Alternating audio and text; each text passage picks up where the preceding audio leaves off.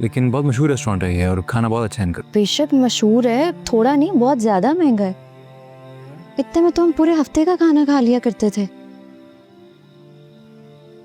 मुझे लग रहा है ये रेस्टोरेंट वाले हम सबको मिलके ना लूट रहे हैं। नहीं मतलब इनका खाना कोई आसमान से उतरा, कोई अनोखा खाना जो हमें खिला रहे हैं। बहुत महंगा है सच्ची। अब लग रही हो ना पुरानी वाली रबिया, जो दिल में आया कह दी।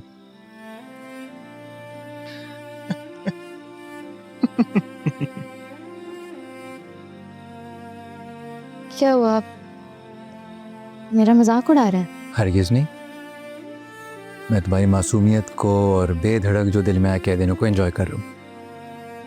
कल से तुम्हें चुप चुप देख रहा था मैं। पुरानी वाली रबिया जो बेझिझक और ब्लंट थी, उसे मिस कर रहा था। खैर, ये बातें तो होती रहेंगी। बहुत भूख लग रही है, सुबह से कुछ नहीं खाया।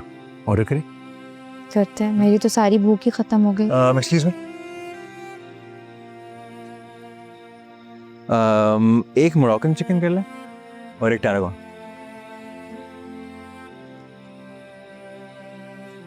क्या कह रही थी? भूख खत्म हो गई?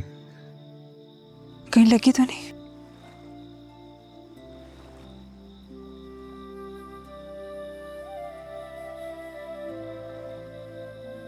ना, परेशान होने की जरूरत नहीं है। सर बुलंद, शेर दिल लाला इसी दुश्मनी की वजह से हमें छोड़ के चले गए। तुमने तो ये सब कभी देखा ही नहीं। हमेशा पढ़ाई में दिल लगा रहा तुम्हारा। मुझे नहीं पता कि तुम कैसे संभालोगे ये सब। मेरा दिल घबराता है कि इस सब की वजह से मैं तुम्हें खो तो नहीं दूंगी।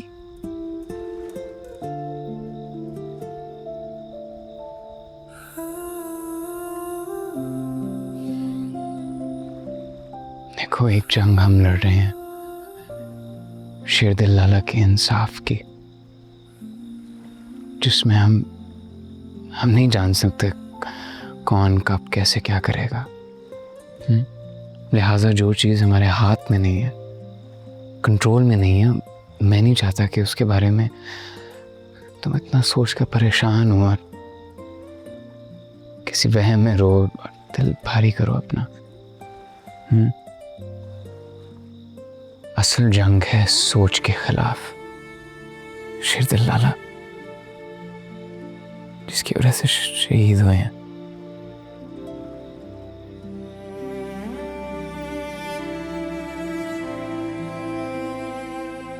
हमें मौका मिला है बानो इस सोच को खत्म करने का, पर मैं ये अकेला नहीं कर पाऊंगा। तुम जान हो मेरी, तुम मजबूत नहीं होगी तो मेरा क्या होगा? तो मैं तुम्हें मर के भी नहीं अकेला छोड़ूंगी। तुम्हारी बानो हमेशा तुम्हारे साथ, हर हाल में।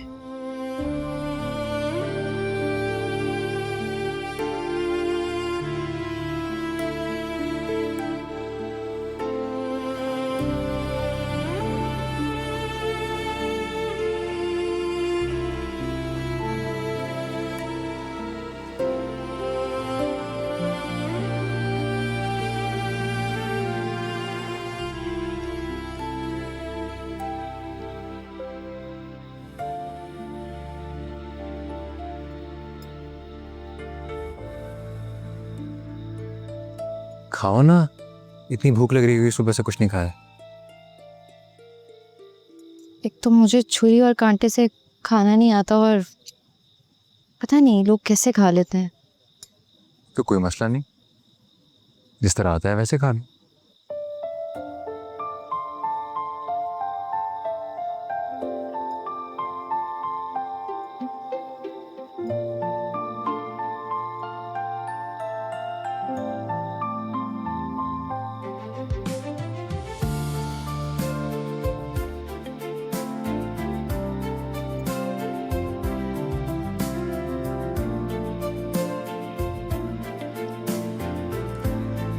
एक पीस काट लेता हूँ।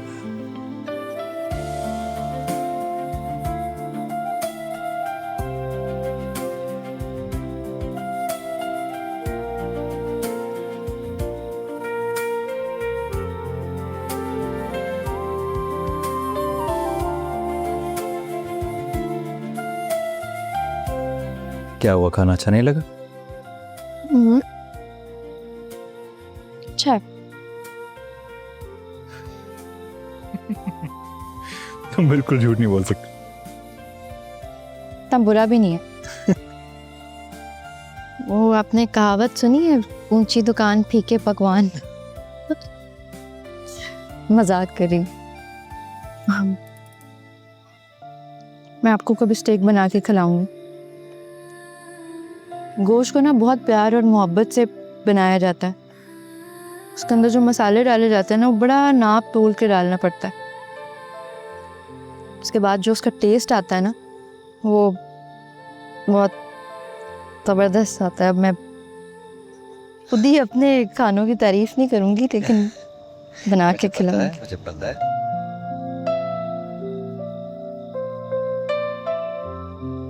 सरबलंद खान, मैं तुमसे जिरगे की बात करने आया हूँ। कैसा जिरगा हकीमुल्लाह खान साहब?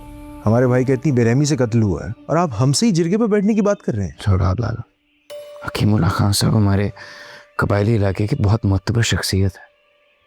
खुद चलकर हमारे पास आए, उनकी कम से कम बात तो सुननी नहीं चाहिए ना। खुदा तुमको खुश रखे सरबलंद खान। तुमसे इसी समझदारी और बुर्दबारी की तवक्को लेकर आया हूँ मैं। आप लोगों का गुस्सा बिल्कुल जायज़ है, लेकिन हमें इलाके के अमन के बारे में भी सोचना है। दुश्मनी की आग अगर फैलती है तो इलाके का अमन बर्बाद हो जाएगा। हमारे दुश्मन ने तो नहीं सोचा इलाके के अमन का, तो तुमको सजा मिल के रहेगी। सोराब खान, तुम्हारा गुस्सा और गम हम अपनी दिल की गहराइयों में महसूस करते हैं, मगर बच्चे, इलाके में अमन और अमान का भी सोचो। सारे इलाके में खौफ और हरास फैला हुआ है। लोग डर के मारे घरों से नहीं निकल रहे।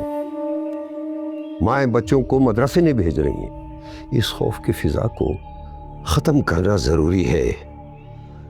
देखें हकीमुल्लाह खान साहब, हम आपकी बड़ी इज्जत करते हैं, लेकिन आप हमें मजबूर नहीं करें कि हम अपने दुश्मन के साथ किसी जिरगे पर जाके बैठ जाएं। सौराब लाला, तो इस बात पर काबू रखें प्लीज।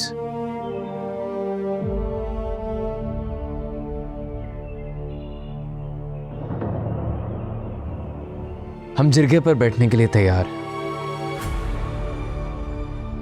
बात इलाके में अमन अमान की है, लोगों की सलामती की है। हम ही नहीं चाहते कि किसी बेगुनाह का खून बहे। आप जिरगा बिठाएं, हम आएंगे। शुक्रिया सरबलंद खान।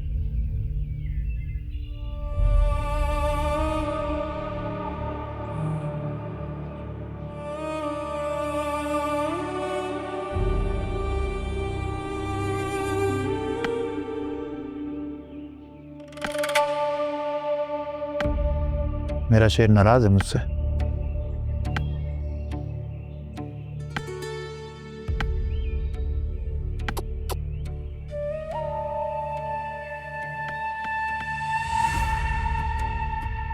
वो सरबलंद खान ने जिरगा बिठाया है।